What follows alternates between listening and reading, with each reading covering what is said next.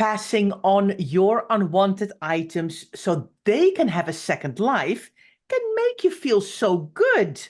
But often we do all the hard work decluttering, bag up all of our unwanted items, but never quite get around to donating them to charity or thrift shop.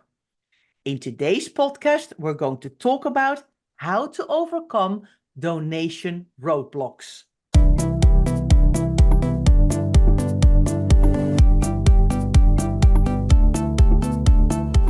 You're listening to the Declutter Hub podcast, bringing you tried and tested, no-nonsense tips and advice from the leading experts in decluttering and organising your home.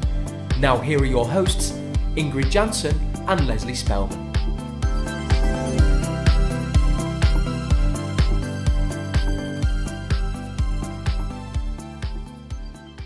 Hello and welcome, listeners. I'm Ingrid. And I'm Leslie. If you're new to the Declutter Hub podcast, you're so welcome. What you'll find is that we try and find a fun factor in the serious business of decluttering. And if you've been here for a while, you know exactly what we mean. So thank you so much for listening. If you'd like to get involved in conversations relating to this podcast, it all takes place in our Facebook group. So come and join our lovely, warm, supportive community. To find the Facebook group, go to declutterhub.com/group to find out more, or you can search for the Declutter Hub community on Facebook. Well, Leslie, I'm excited because today we're talking about donation, but we're talking about donation roadblocks. I don't understand why people have roadblocks. I love donating stuff. I love going to the charity shop and going, I have a car boot or a trunk full of stuff and I'm going to donate it to you. I feel lighter. It makes me feel good. Definitely. And I wish more people did it, because honestly, there's a lot of people who get to that stage and they do all of the hard work in terms of decluttering and organizing, get it all bagged up, make decisions about things, and then it hangs around and it doesn't get to its final place, really. So it's really important to make sure that that forms part of your decluttering and organizing session. Ideally, we're big advocates of doing that on the day that you declutter, factoring that in. So if you do a decluttering session during the middle of the day and you've got a little bit of time at 4 or 5 o'clock in the evening, try and drop that off on the charity shop, because it's the final piece in the puzzle that makes you feel so good. But the alternative that we see so often is that people have got to go put the kids up, they can't do the donations, so they then put them in the garage, and then 6 months later we still find them in the garage or in the hallway, cluttering up the hallway. And it just never gets done. And so that's why we really wanted to talk about roadblocks today, because it's such a critical piece of the puzzle, right? Yeah, I mean, we all see those memes, right? From this like, oh, I've been driving around with my donations for the last 4 months. And it's like, that's not good, first of all, because your car is heavier, so you use more petrol. But secondly, it just keeps niggling in the back of your mind that it's one of these jobs that still hasn't been done. So when we always work with our members and when we give advice about decluttering and organizing, we always say the final step, and what we call in the cycle of success, is you need to donate the items. And whether that's ideally on the same day or the next day, but like Leslie just said, don't leave it in your garage for 6 months, because then you can't remember what's what, and you're like, what's this random bag of stuff doing here? Oh my gosh, that is still stuff that I need to drop at the charity shop. Or, I don't know what that is. Let me go through it again. And then you're doing the same job that you did 6 months ago, again, going through stuff that should have been in the charity shop already.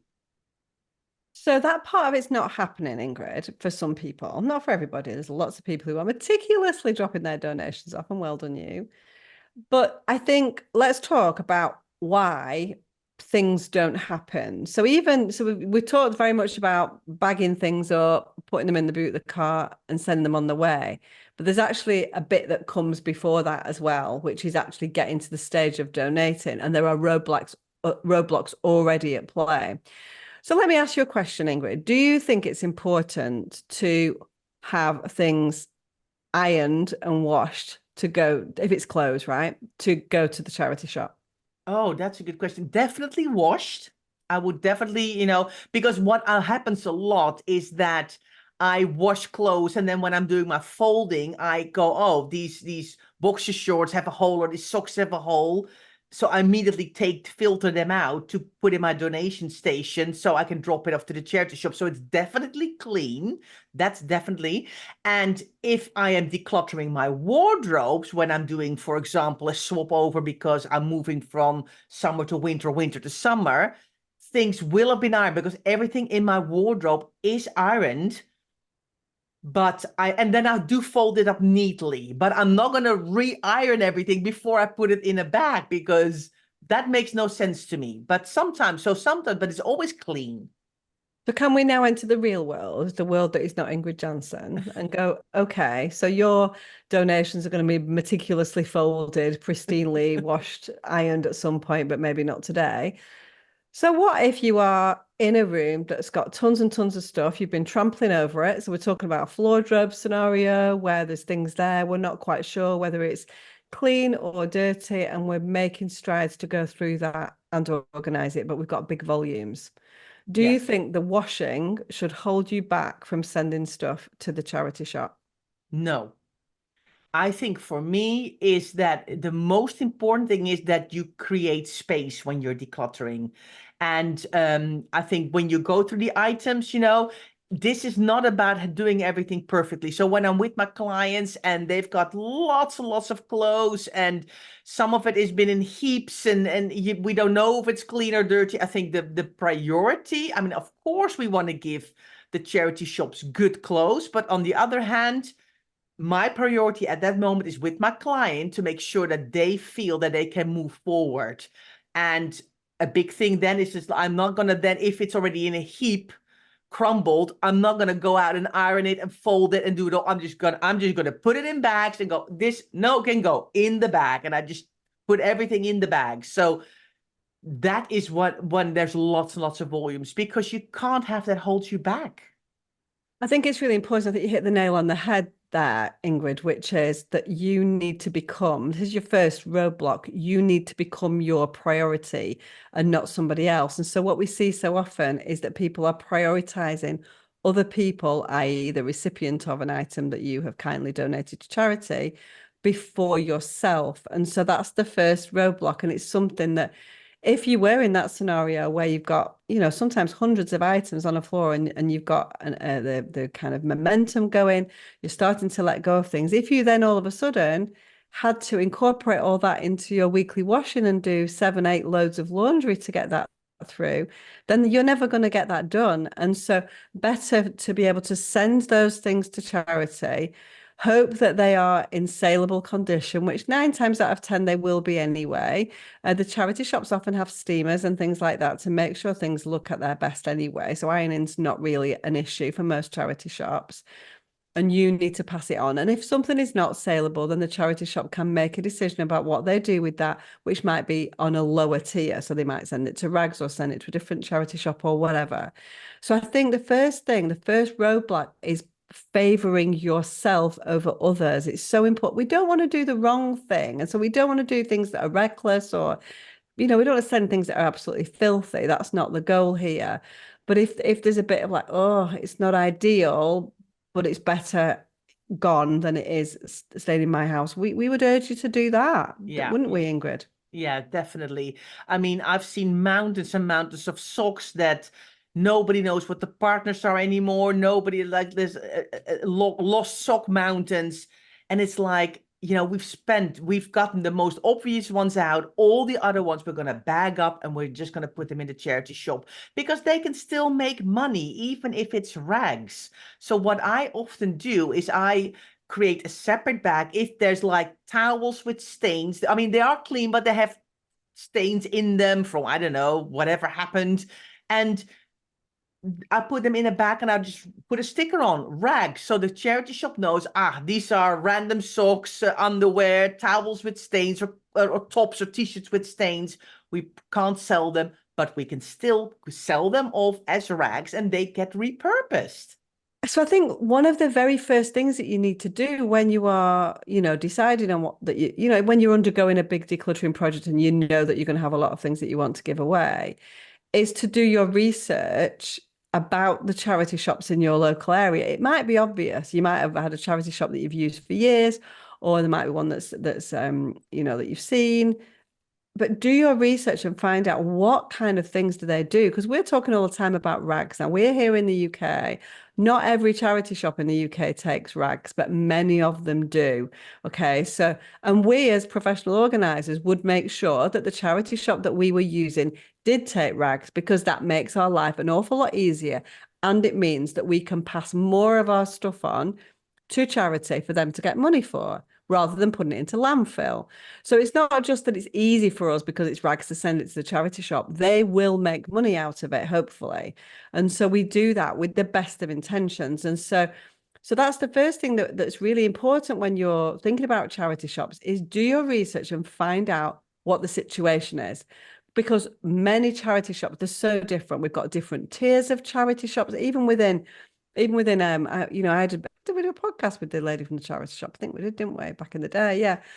And she told us exactly what they do. And she was very much of the opinion that they want to make the decision about what they do and don't want to sell, because they feel like they can find gems that perhaps you wouldn't think was a gem. And so they were like, send it all to us and then we'll do what we need to do at the other end.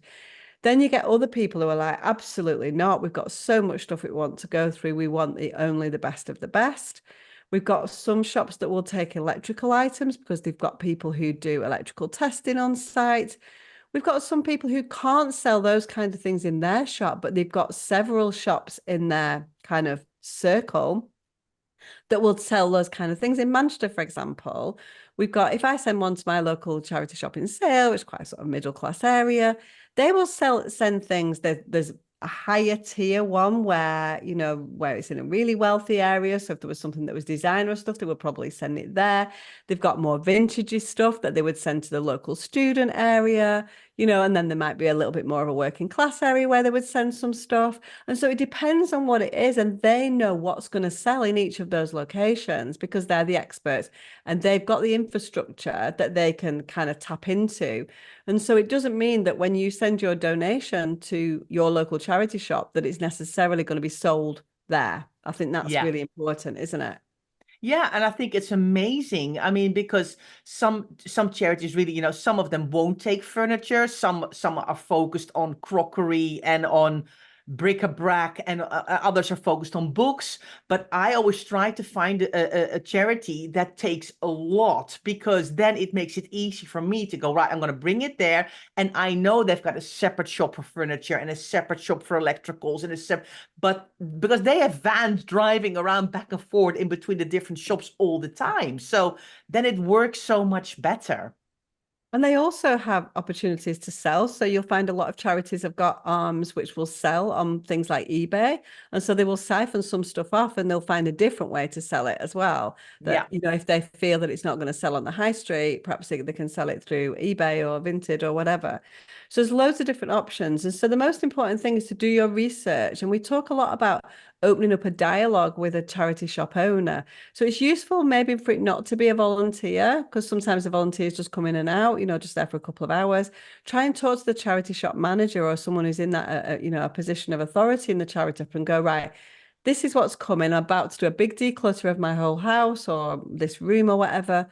Tell me what you want. What would you prefer? Do you want me to do this? Do you want me to do that? Do you want all the rags? Do you not? Do you want electricals? Do you not? Do you want me to throw random foreign coins into the bottom of the bag? Have you got an outlet for that or not? Those are the kind of things that they can tell you straight from the horse's mouth. Yep, just throw them in the bag and we'll deal with them because we want them. And that's what's important, to have that dialogue with them. Yeah. And also, Leslie, what also can be a good question, what are items you absolutely do not want? And the things that we see coming back time and time again is things like, we don't want pillows, we don't want quilts or duvets, we don't want plastic hangers or iron hangers. You know, we don't want, I don't know, video cassettes. We do want DVDs, but we don't want. So asking what they want is good, but also what are things we do? Because I sometimes make a mistake as well. I had an item from a client that I thought, I'm sure the charity shop will take it. And they were like, out of health and safety, we can't take this item.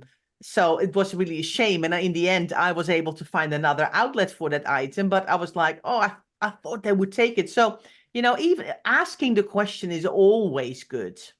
Yeah, and different associations are going to have different health and safety regulations. They shouldn't really. It should be across the board. But a lot of them won't take things like car seats and prams and scooters and bikes for health and safety reasons. And then you walk past a charity shop and it's got a car seat outside. And so you never know until you ask that question. I think that's the important thing. And Yeah. it gives you a little bit of clarity to know what you're doing. And then when you're at the stage of decluttering and organizing, you can put things in the right bags for the right places, right? Yeah, definitely. And talking about bags, it can be really helpful because that's what I see with my charity shop.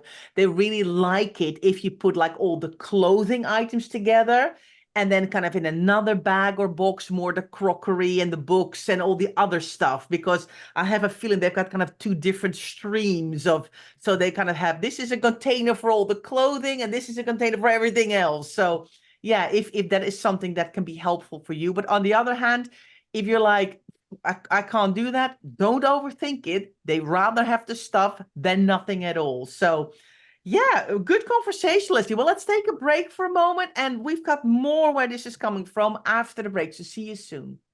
Hi, everyone. Welcome back after your break. We are talking about donation and charity and some of the roadblocks that people have in their way of donating. And we're trying to say, bust through these roadblocks because it's so important to donate. And maybe one thing that's really important is to find a charity that you love.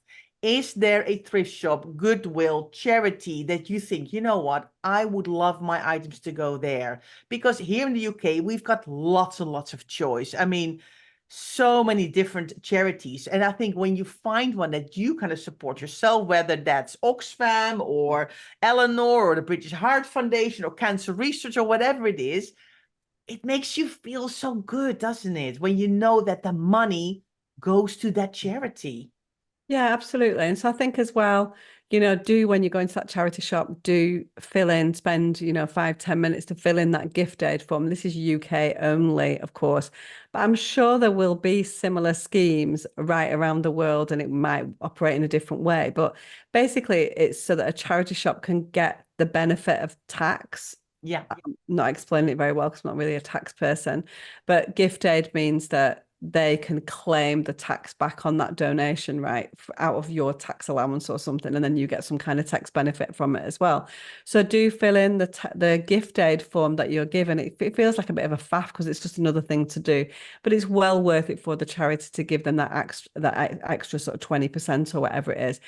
And I think in the States, there's some kind of form that people have got to fill in, which is sort of different. So, some pop it into the comments what that is in your country, because we'd be really interested to find out about how it works elsewhere. So I think that's about the kind of, that makes you feel good. If you find a charity that you really want to donate, that you've got a personal connection to, which a lot of people have. And if you do that gift aid, then it takes it up a level. I think that's really important. Yeah. I think, this is kind of along the lines of what we've been talking about before already, Ingrid, where it's really important to find somewhere that takes lots of different items. So if you can find the perfect one that you support, you might be limited in terms of what they will accept. But then there are lots of charity shops that are a bit more of a catch-all and do all of the things. They do the furniture, they do the bric-a-brac, they do books, DVDs, clothes, kids' things, bike, all those things, these massive charity shops.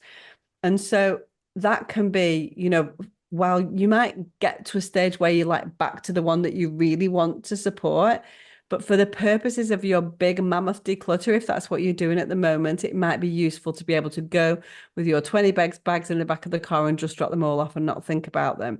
So sometimes it's very much about convenience. Now, as professional organizers, Ingrid and I are all about the convenience. And so one of the things that we'll discuss with the client when we first meet them is we'll say we will take stuff to charity shop to a charity for you after our decluttering session, because that's very handy for them as well. We take it off the premises for them.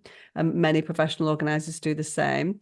But if there's a specific charity that they want to do, then that will be their responsibility to take that stuff to charity. Because for us, it needs to be convenient. It needs to be something that we can drop off on the way home, that we don't have to go to several places. So maybe start to think along the same lines as we are as professional organisers, which is for the purpose now of my big declutter, perhaps I need to look for convenience rather than sort of finding the perfect charity. I think that's really important because people get really bogged down with that, right, Ingrid? Yeah, I think we definitely see that a lot, right? It's like, oh, but I saw this amazing charity where I can send bras, and there's another one that wants pens, and there's another one that wants stationery, and the books can go to my kid's school, and I can put blah blah blah.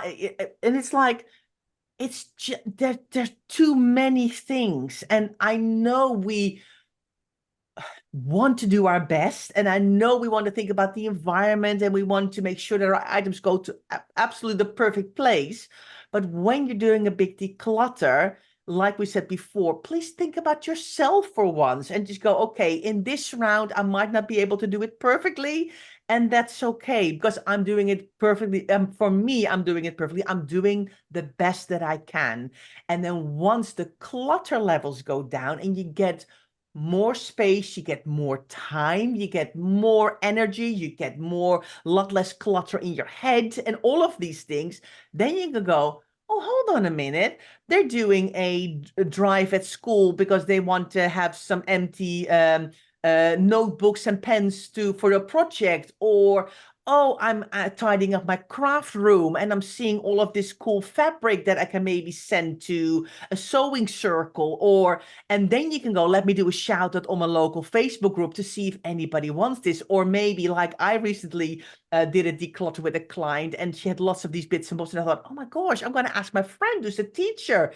And she was like, yes, give this all to me. So then you can kind of really almost micro organize and do I'm gonna call it micro donating, Leslie. Yeah. No, it's a good time for it. Yeah, But exactly. I think when the first run through, when you've got piles of stuff everywhere and clutter everywhere, you're in total chaos, just get it out. And you can do that micro donating later when you're more organized. Yeah, so the micro donating is going to come at the same stage as you set up a donation station in your house. And so, we talk a lot about a donation station, but a donation station is not something to have when you're donating things in large quantities. A donation station is when you've kind of more or less done with your big declutter and you're just keeping things ticking over and finding things as you go that you throw into a donation station. And you're only going to a charity shop once every couple of months or something like that. And so that's, so then you can start to be a little bit choosy. And if it takes you to go to 3 different places to donate the stuff that's in your donation station, then that's achievable. But the problem is when you've got all of these different options for charitable drop-offs, it's just more jobs, more actions that you need to take to get to the end of your decluttering. And that then is a roadblock. And that is what means that it sits in your car, not done. And that means the decluttering is not finished. And we are effectively just churning it from one place to another. So until it's gone, until it's actually out of your kind of, your ownership, then it's churned. It's churned from the house into the garage, into the car, onto the back of your bag if you're walking, into your trolley if on foot, whatever that is, until it leaves your ownership, it's not actually being decluttered at that stage. And so we need to make sure we factor that very much into our daily projects. Definitely. So also when you are having stuff in your, if you're listening, you're like, yeah, that's me. I've got loads of stuff in my car. Find a charity where you can park easily. Some charity shops are on the high street, which is busy, where parking is limited. Maybe you have to drive a little bit further out. And I'm talking a few minutes. I'm not talking about 50 miles, right? Just a little bit further out, where you can just easily plonk the car in front of the shop and you have the shortest way of carrying stuff in, especially when you've got a lot. All these things just help you. And by the way, if you're not driving at all, because there are people who live in inner cities and don't have a car at all, see if you can find a charity shop that collects. Some charity shops only collect furniture and beds and things, but other charity shops also collect bags. So have a little ring around. But for those collections, you often have to make an appointment. So if you're like, okay, I am nearly at the point of donating some furniture, see if you can set an appointment for a week or 2 weeks down the line until you have that in the diary. And it's a great motivation booster as well to get that decluttering and organizing done. Absolutely. So tell me what and this may also be UK based only, I don't know. So I apologize for anybody else that's anywhere else in the world. What do we think about the bags that come through the letterbox, Ingrid? Oh, I don't use them. I don't know. I just find it so odd that, I mean, when I used to live at home when I was young in the Netherlands, it was called a bag for Max. I don't know, maybe I don't know, but very random. But we all knew it, and that was the only bag that would be dropped in, and they would collect it, and you would see the same people all the time. But here in the UK, over the last 15 years, I find these random bags for charities that I've never heard of in my letterbox, and I'm like, I don't know who you are. I never see you picking anything up. I never see the van. And when do you come at Yeah. night or something when everybody's asleep? Yeah, exactly. What's happening here?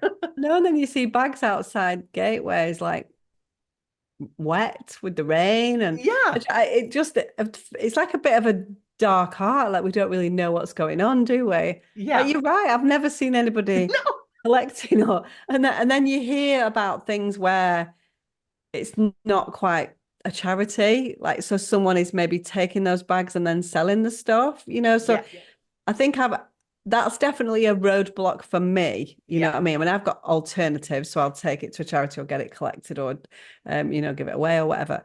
But I think that's definitely a roadblock and something that I never ever use. But I saw one right outside my neighbour's yesterday. I mean, but if that is legit, that is a super handy way of getting, you just drop it off at the end of your driveway. How nice would that be? But I just have a slight nervousness about it. yeah, And so I'd love to know if anybody works there at these places, or how does it actually work? Like, yeah, we should ask it in the professional organizer community, shouldn't we? Like anybody yeah. else is so nervous about it in the same way that we are. I know. But yes, I I'm mean, never the quite. bags, I use the bags to Yeah, bag we up use the stuff to bring to bags. the charity Just a shop. free bag. Yeah, it's just a free bag, right? Yeah, exactly. So I Oh, think, yeah. And what about just leading on from that? Also, possibly just UK based, but I suspect that they're elsewhere as well. There's the things where it's charitable, like bins, like like banks of stuff where you like post things through. What yeah. do you think about Yeah. those? Yeah, there's a lot. Like, I've got a Morrison close by, and they've got like a glass bank and they've got a recycling bank, but there's also one specifically for clothing. So, not for bric-a-brac, because you're going to have to open a thing and just chuck it in. So, bric-a-brac and things like that would not be good. But like clothing and shoes is something that you could put in there. I try not to use them, but I completely understand that people use them. But I do sometimes. I've seen people climb in them and pull stuff out, and I'm like, oh my gosh, this feels dangerous for some reason. Exactly. So I mean, they do have charitable branding on them. So they are often British Heart Foundation or whatever.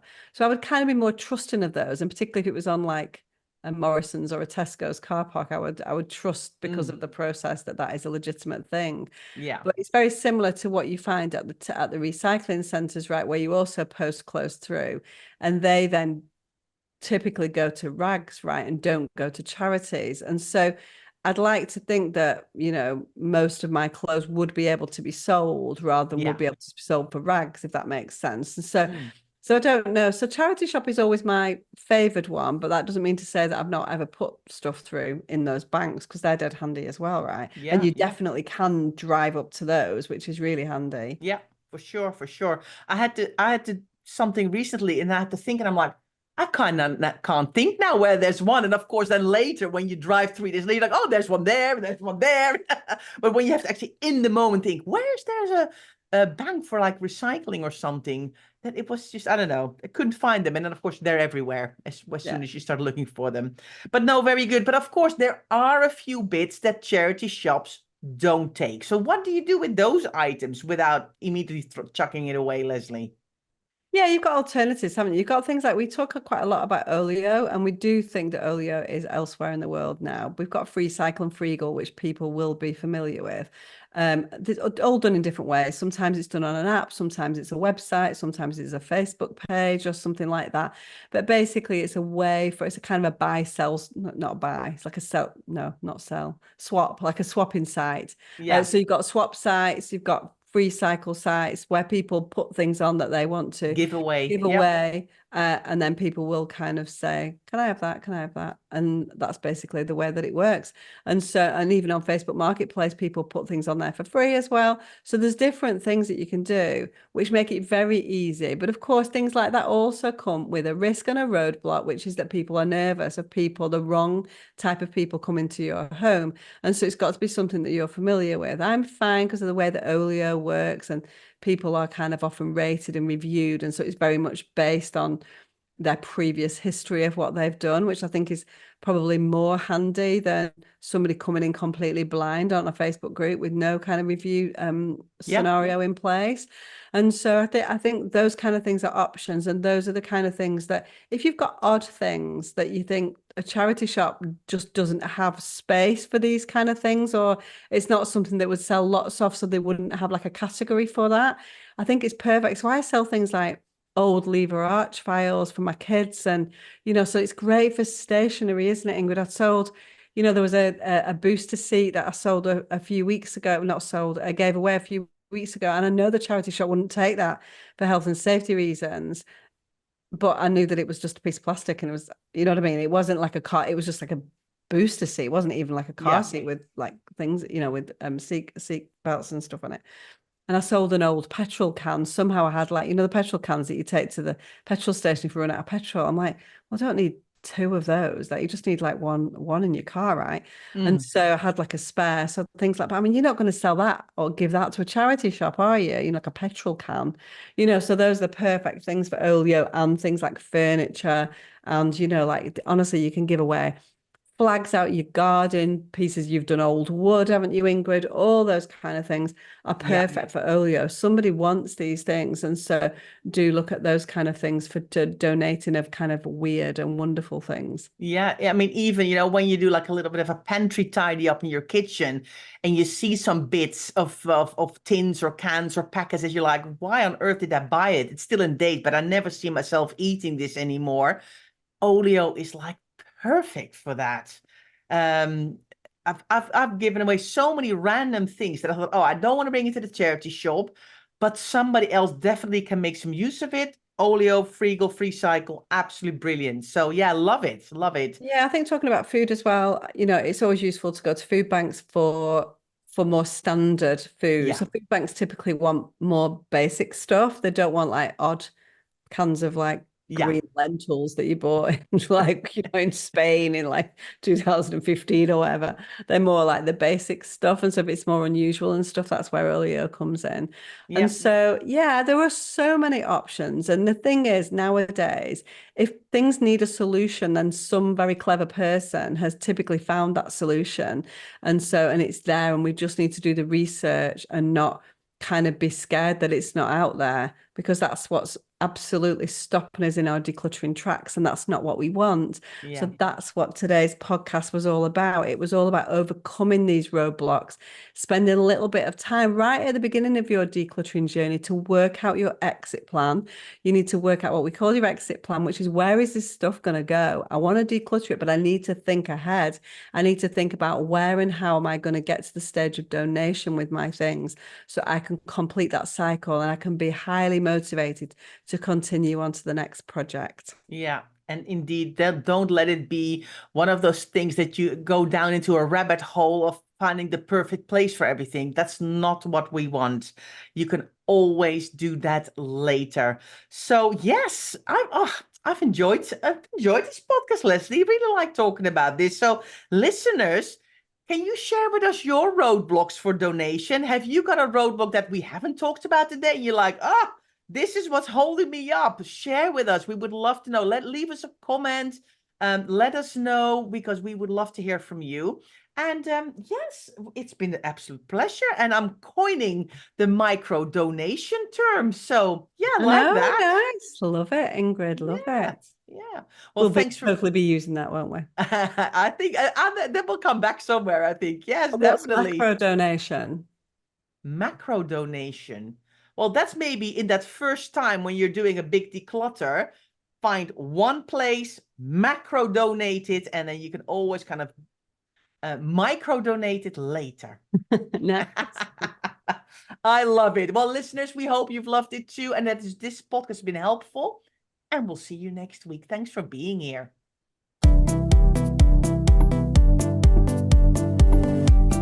Thanks so much for listening to the Declutter Hub podcast. Don't forget to subscribe to us in your podcast player so you don't miss an episode, and we'll see you next week.